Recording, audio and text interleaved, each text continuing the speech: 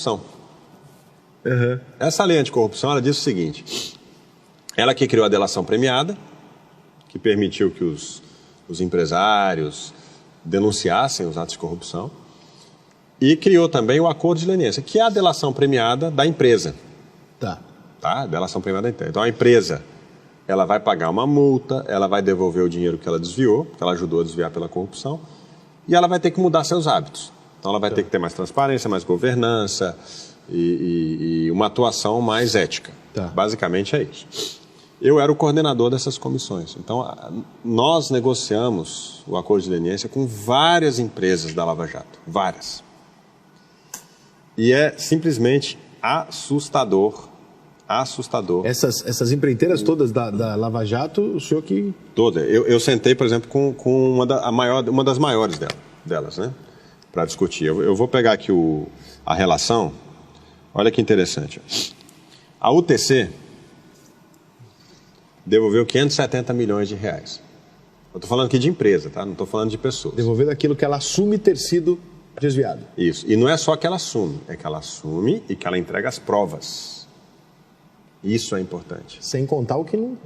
Sem contar o que não se descobriu.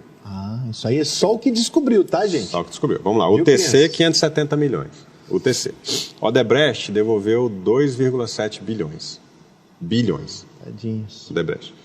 A SBM, que tinha contratos com a Petrobras, devolveu 1,3 bilhão de reais.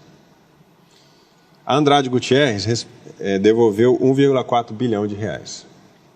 A Braskem, 2,8 bilhões de reais.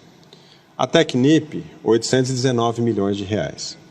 A Camargo Correia, 1,4 bilhão de reais.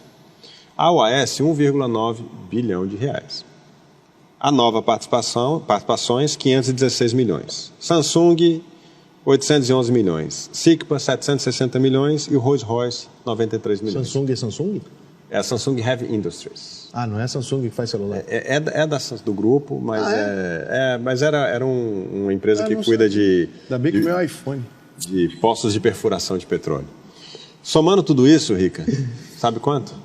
Tenho até medo de perguntar, mas vamos lá.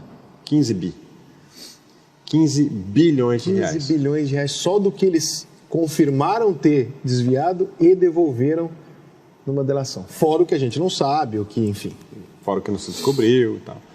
Então, aí eu vejo hoje muito jovem que está aí na universidade hoje, e eu vejo também alguns youtubers aí, né, que ficam falando que não existiu corrupção. Ou que existiu, mas o candidato aí da oposição não tinha conhecimento. Não tinha, bobo ele. Pessoal, ninguém devolve 15 bilhões de reais se não tiver corrupção. Fora que a gente viu as provas. E assim, o relato é um relato assim...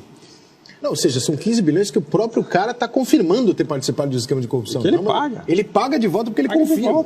E tem gente que ainda tem dúvida. Tem dúvida que se teve corrupção ou não. E o relato, esse relato dessa empresa que eu participei, da comissão, são 1.200 páginas. 1.200 páginas relatando os esquemas de corrupção que eram praticados. Até Santa Casa, que é o hospital filantrópico, até Santa Casa, eles envolviam nos esquemas de corrupção. E era assim, o relato o dinheiro foi entregue numa mala, num restaurante do hotel tal dia, tal hora. Está aqui só ir atrás que acha. Transferência para empresas que eram abertas no exterior, as offshore, famosas offshores, né? O valor lá, o montante da transferência. Mas aí quando você rouba um hospital, por exemplo, a Santa Casa, não é genocídio? Não. Aí é... Não, imagina o que esses 15 bilhões de reais não poderiam ter salvo de vidas, na saúde, na educação.